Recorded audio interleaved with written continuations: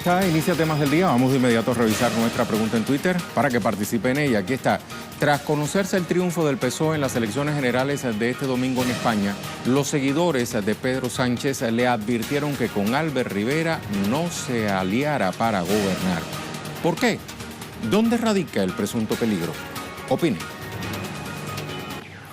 Nuestro primer tema del día es Colombia.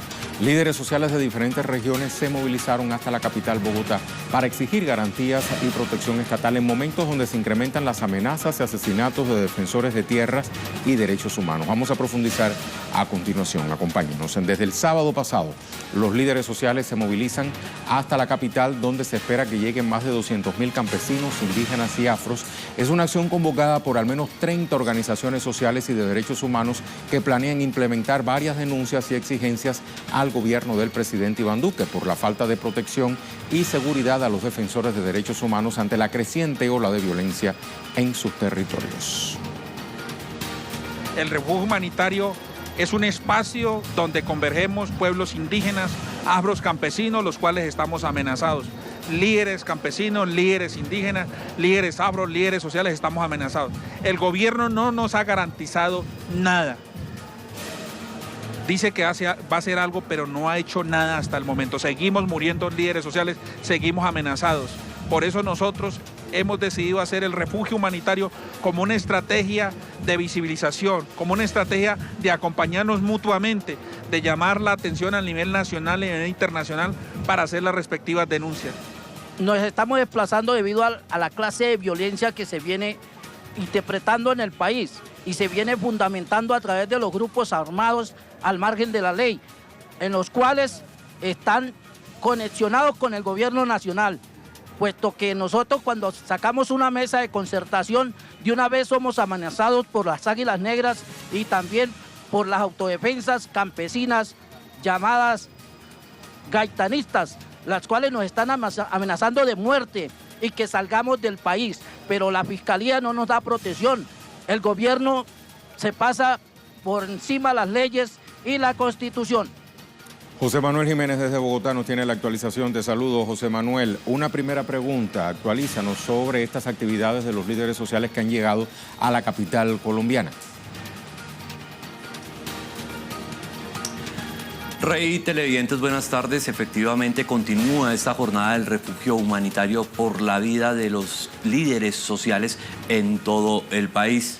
Pero en el marco de esta acción social a nivel nacional e internacional se han conocido diferentes denuncias sobre la agresión al movimiento indígena y también sobre el asesinato de 2 líderes sociales más en las últimas horas. El primero de ellos es una agresión por parte del ESMAD, de la Fuerza Pública en el departamento de Putumayo, en el corregimiento de Condagua, en donde llegaron a despejar la vía. Recordemos que en este punto del departamento de Putumayo se lleva adelante la minga indígena del Putumayo desde hace semanas atrás, incluso estuvo paralela a la minga social del Cauca. Pues el día de hoy el ESMAD agredió a estos integrantes de 14 pueblos indígenas que se encuentran en este punto del departamento del Putumayo, Condagua, entre la vía que comunica a Mocoa con Pitalito. Se conoce la información de 6 heridos hasta el momento, entre ellos el presidente de la Organización Nacional de los Pueblos Indígenas de la Amazonía Colombiana.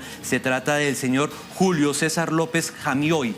Él es el presidente de la OPIA y resultó herido luego de que el ESMAD interrumpiera esta movilización, esta toma pacífica, reivindicando los derechos indígenas al territorio y a la vida. Los 2 asesinatos de los cuales le hablo a campesinados, a liderazgos campesinos, son los siguientes. Marco Antonio Adrada, líder campesino, asesinado este domingo en la vía que conduce del municipio Leiva a Pasto. Este líder campesino llevaba 35 años desarrollando diferentes actividades de liderazgo social y comunitario en el departamento de Nariño, pero también en las últimas horas nos han dado a conocer Diofanor Montoya, asesinado este 27 de abril en zona rural, vereda La Unión, municipio de Maceo, en el Magdalena Medio antioqueño. Montoya tenía 64 años y estaba dedicado al liderazgo de los derechos de la comunidad adulta mayor en esta región región del país. Más de 50 asesinatos durante el 2019, más de 136 asesinatos desde la posesión del presidente Iván Duque el pasado 7 de agosto de 2018. Por eso, hoy los más de 2.000 líderes que se encuentran en Bogotá adelantando el refugio humanitario se fueron para las embajadas de Alemania, Francia y España para solicitar medidas internacionales de protección para su vida, para sus comunidades, medidas colectivas, ya que el gobierno nacional ha sido incapaz de frenar el asesinato de líderes sociales, ha sido incapaz de frenar el desplazamiento en departamentos como Nariño, ha sido incapaz de frenar el hacinamiento de comunidades indígenas por parte de grupos armados como en el departamento de Chocó, pero también ha sido incapaz de frenar los asesinatos en departamentos como Norte de Santander, en la región del Catatumbo, pero también en el sur de Córdoba y nordeste antioqueño. Esta es la incapacidad del Estado, la falta de política seria para frenar el asesinato de estos líderes, para implementar el acuerdo de paz, para llevar a cabo el desmonte del paramilitarismo que sigue en las diferentes regiones y que se ve configurado en más de 20 grupos armados en este momento en todo el territorio nacional, amenazando la vida y los procesos comunitarios de las diferentes regiones del país, de campesinos, indígenas y afrodescendientes, Rey. Y en este mismo contexto, José Manuel, se está sometiendo a votación cada una de las objeciones presidenciales a la Jurisdicción Especial para la Paz en el Senado. Cuéntanos más. Precisamente, Rey, este es uno de los obstáculos que ha colocado el actual gobierno del presidente Duque y de su partido de gobierno, el Centro Democrático. Tratar de desmontar todo el andamiaje judicial de verdad, de justicia y de reparación para con las víctimas. Evitar que se sepa la verdad de más de 50 años de conflicto entre guerrillas, ejército, paramilitarismo y narcotráfico. Esa es la verdad que quieren frenar el Centro Democrático y el actual gobierno del presidente Duque, también ayudados por el fiscal Néstor Humberto Martínez, que ha sido un férreo defensor para desmontar la Jurisdicción Especial para la Paz. En estos momentos continúa el debate en el Congreso de la República, se siguen debatiendo los impedimentos de algunos congresistas para ejercer la discusión sobre esas 6 objeciones que ha dado a conocer el gobierno del presidente Duque, y se estima que la votación pueda irse hacia medianoche, aunque el presidente del Senado, el senador Macías, ha dicho que de no votarse el día de hoy, se votarían estas objeciones el día de mañana en horas de la mañana, Rey. Muchísimas gracias por actualizarnos, José Manuel. Hasta la próxima. La Unión Nacional de Estudiantes de la Educación Superior ratificó su apoyo a los líderes sociales en el marco del refugio humanitario instalado en Bogotá. A través de un comunicado, la organización estudiantil señaló, a pesar de las adversidades, los deseos de defender su territorio, su vida digna, su trabajo, su gente, es más grande que el miedo que puede llegar a producir el terrorismo de Estado, que ha utilizado todo tipo de artimañas para deslegitimar las justas luchas del pueblo. En ese tratamiento de guerra dirigido contra todos los sectores sociales, el Estado, por medio de la estigmatización, la desaparición, las amenazas y hasta el asesinato, ha intentado exterminar al movimiento social en el país. Por ello, como estudiantes, rechazamos, dicen, las políticas de Estado y de gobierno que no garantiza el derecho a la vida de cientos de miles de líderes sociales.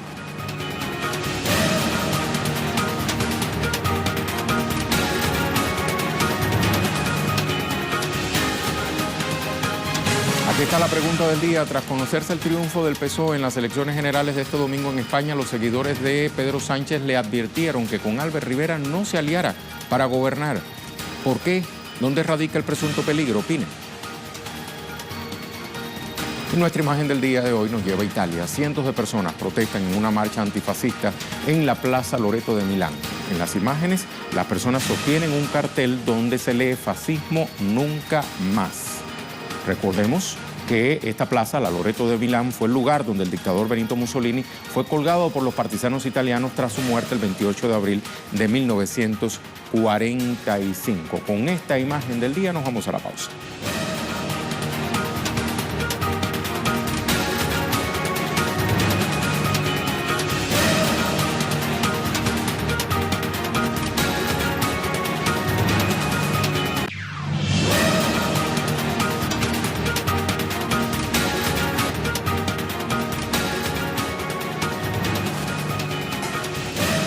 El Partido Socialista Obrero Español ganó las elecciones de este domingo en España junto a su líder Pedro Sánchez con 123 escaños en el Congreso de los Diputados. Sin embargo, para seguir gobernando, Sánchez va a tener que pactar en un parlamento que contará con la irrupción de la extrema derecha con Vox. Le vamos a ampliar en nuestro segundo tema del día.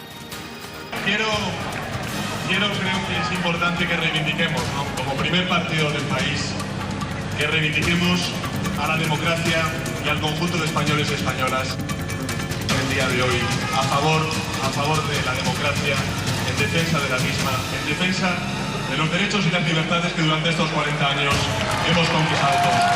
El resultado ha sido muy malo. Al Partido Popular le gusta ganar y le gusta ganar siempre. Es verdad que llevamos ya varias elecciones en las que estamos perdiendo nuestro apoyo electoral y por eso lo que tengo que decir es que nos vamos a poner a trabajar desde ahora con la máxima ilusión y la máxima responsabilidad para recuperar ese apoyo. Enhorabuena porque habéis ganado estas elecciones generales a vuestros carceleros. Estas elecciones generales a vuestros carceleros. Enhorabuena. Lo que ha ocurrido en España, una movilización electoral sin precedentes que revela, como le decía, dos claves fundamentales. La primera, las fuerzas progresistas en su conjunto tienen más peso parlamentario que la derecha y la extrema derecha. Y en segundo lugar, quien no entienda que España es plurinacional, y basta ver los resultados de Cataluña y del País Vasco para verlo, sencillamente no entiende España.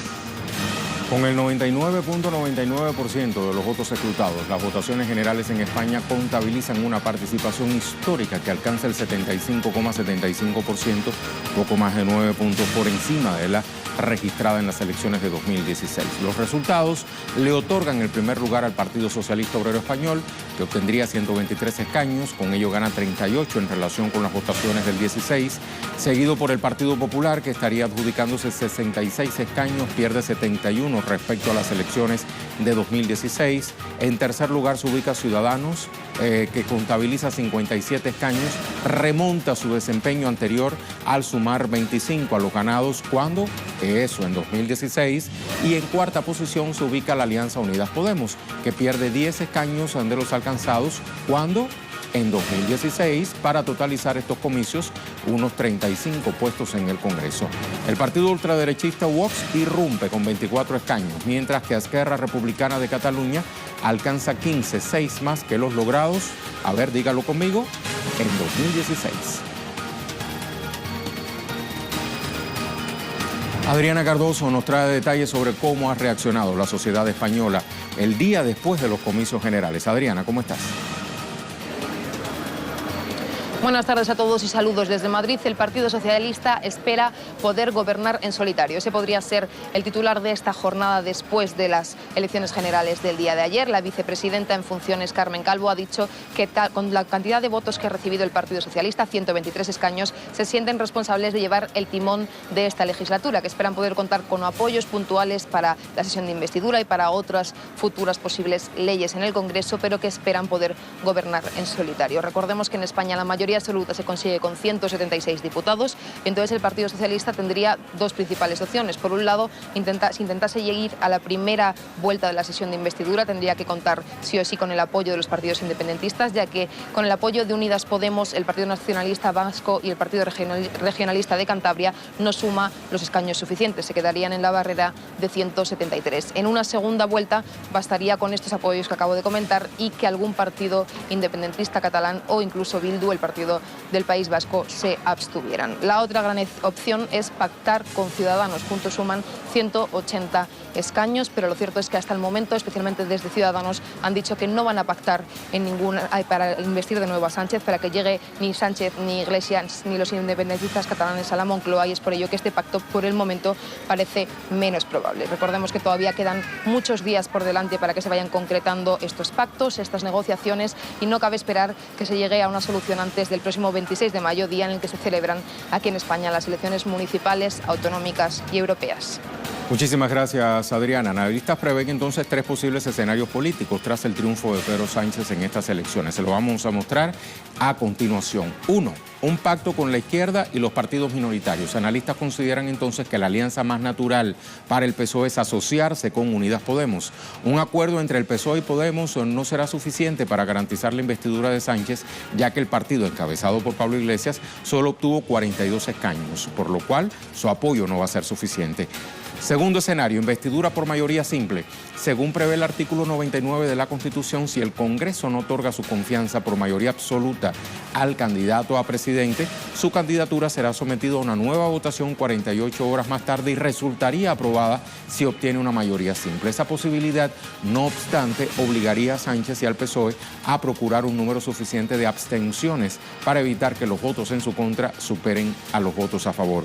Tercer escenario, un acuerdo con el Partido Ciudadanos. Una alianza entre PSOE y la tolda de centro-derecha Ciudadanos sumaría apoyos suficientes no solamente para lograr investir a Sánchez como presidente, sino que además, si esas organizaciones lo quisieran, les permitiría formar un gobierno que contaría con una mayoría de 180 escaños. Sin embargo, apenas se dieron a conocer los resultados de los comicios, el electorado le advirtió al líder del PSOE que con Rivera no pactara. El propio Pedro Sánchez ha dicho que no estaría contemplada esta posibilidad. Vamos a revisar el perfil de Pedro Sánchez, secretario del PSOE, partido ganador en las elecciones generales y actual jefe del gobierno español. Nació en Madrid, ha sido 2 veces secretario general del PSOE, fue concejal entre 2004 y 2008, diputado de 2009 al 16, llegó a la jefatura de gobierno en 2018 tras una moción de censura contra Mariano Rajoy. Sánchez prometió defender el diálogo con los independentistas y los impuestos sociales.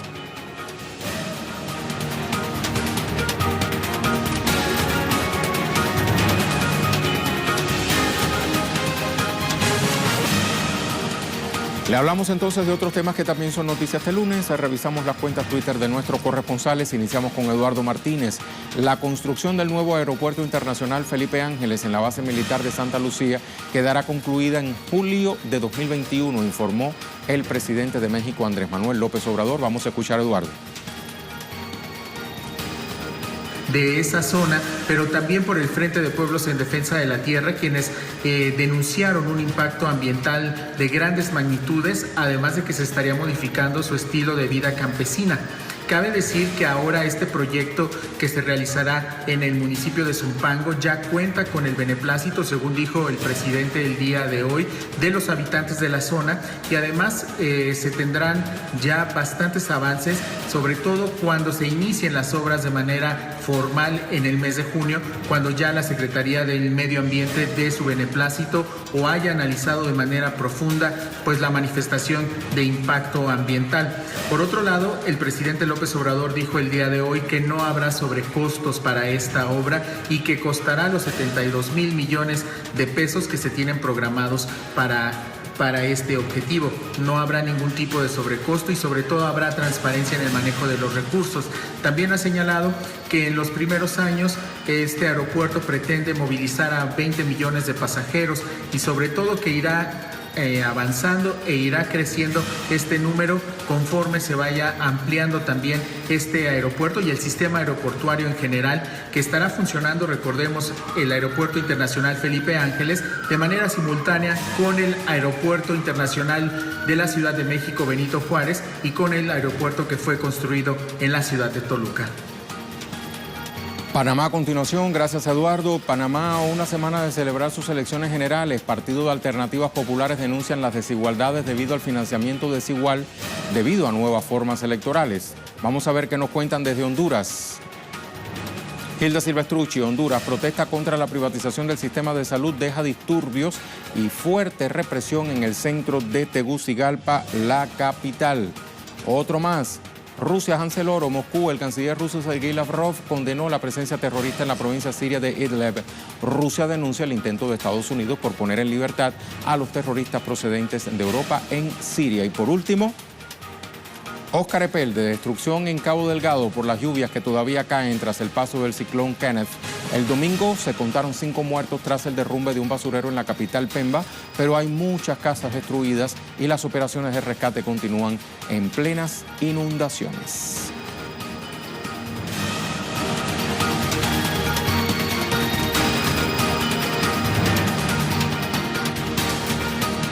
Nuestro tema en desarrollo se genera en Venezuela. A propósito de los 8 años de la Gran Misión Vivienda Venezuela, se instaló el segundo Foro Internacional de la Vivienda para visibilizar a nivel mundial los logros del gobierno bolivariano en materia social. Esta actividad cuenta con la presencia de delegaciones y movimientos sociales de 14 países. Luis Tavera nos actualiza desde Caracas. Te saludo, Luis. Amplíanos, por favor. Un saludo para ti, Rey, para la audiencia que sintoniza en las pantallas de Telesur. Tal como lo acabas de mencionar, hoy quedó instalado el Foro Internacional para el Derecho a la Vivienda, que tiene esta vez Venezuela la oportunidad de poder recibir estas delegaciones internacionales y quien estarán palpando de primera mano estos logros y alcances de la Gran Misión Vivienda Venezuela, que este mes arribó a su 8º aniversario. En la instalación o en la apertura de estas actividades enmarcadas en este 8º aniversario de la Gran Misión Vivienda Venezuela estuvieron parte del Ejecutivo Nacional, pero también la intervención de varios activistas internacionales. Entre ellos se podía contextualizar de qué forma en otros países como por ejemplo España y Brasil actualmente no cuentan con este derecho a la vivienda, y en Venezuela, a pesar de todo este bloqueo internacional, de este asedio, de esta guerra mediática como lo denuncian los propios venezolanos, esta misión no se ha detenido y ya sobrepasa los 2 millones de hogares construidos. La meta, como lo había anunciado el ministro para la Vivienda y también el presidente de Venezuela, Nicolás Maduro, es llegar en el primer trimestre del año, en estos primeros meses del año, a 3 millones de viviendas para así poder lograr la meta y seguir optimizando lo que es la entrega de hogares dignos a las familias más vulnerables. Movimientos sociales, movimientos políticos también estarán participando en otra actividad paralela que está enmarcada en este mismo contexto, y es el Congreso Nacional de Constructores por la Paz. Esto va de la mano con los viviendos venezolanos, que es un componente más de la Misión Vivienda Venezuela. Estos son un grupo de movimientos sociales, un grupo de personas y venezolanos que han sido beneficiados con esta misión social, y justamente son ellos los que plantean nuevas medidas para poder seguir optimizando y trabajando en la construcción de hogares dignos y así potenciar lo que es esta misión. Y es el objetivo, Rey, como lo ha dicho el presidente de Venezuela, de este encuentro internacional, de poder mostrarle al mundo a través de mesas de trabajo, a través de estos foros, por qué son los venezolanos que defienden esta protección social que impera acá en este país desde hace más de 20 años. Nosotros, por supuesto, le llevaremos la cobertura minuto a minuto por redes sociales y también a través de las pantallas de Telesur para que no se pierdan detalles. Muchísimas gracias, Luis. Vamos entonces a recordar nuestra pregunta en Twitter. Tenemos respuestas.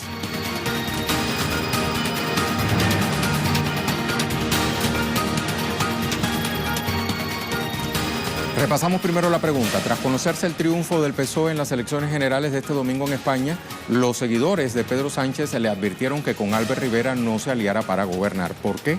¿Dónde radica el presunto peligro? Vamos a ver una primera respuesta. Leonardo Urrieta dice: lo que observamos en España son unas elecciones netamente de la derecha y sus lacayos que le rinden honores al rey, quien al final es el que decide quién gobernará el país. Bueno, ni tanto, ¿eh? La única forma que España sea autónomo en sus decisiones es que el reinado caiga. Bueno, eso es una sugerencia interesante. Orlando Katia, hoy Orlando fue el segundo, no fue el primero.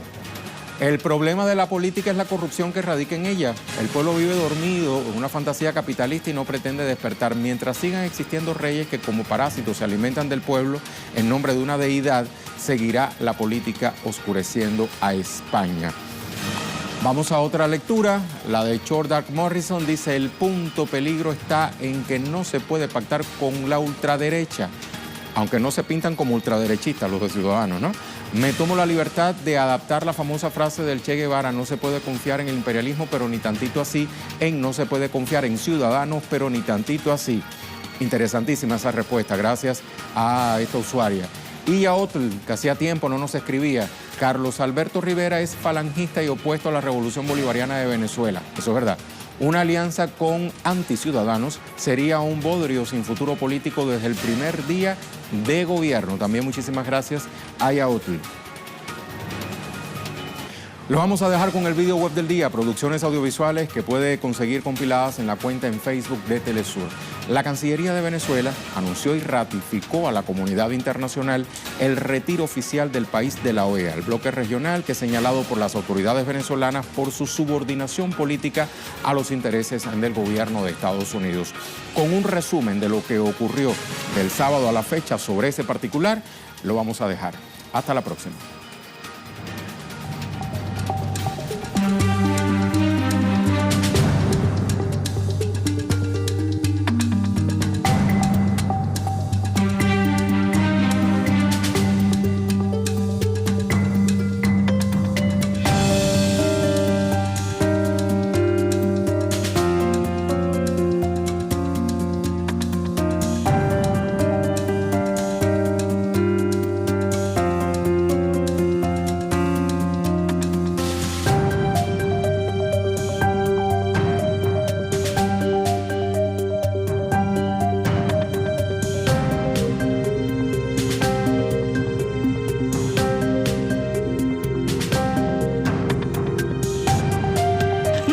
Imponerse y se vieron obligados a romper con las apariencias de respeto al derecho y atropellar a toda la organización. Al final, convirtieron a la OEA en un cascarón vacío, impotente para defender sus propios principios. Así probaron que nuestra decisión de renunciar fue la correcta. Nos vamos y a esta OEA nunca vamos a regresar.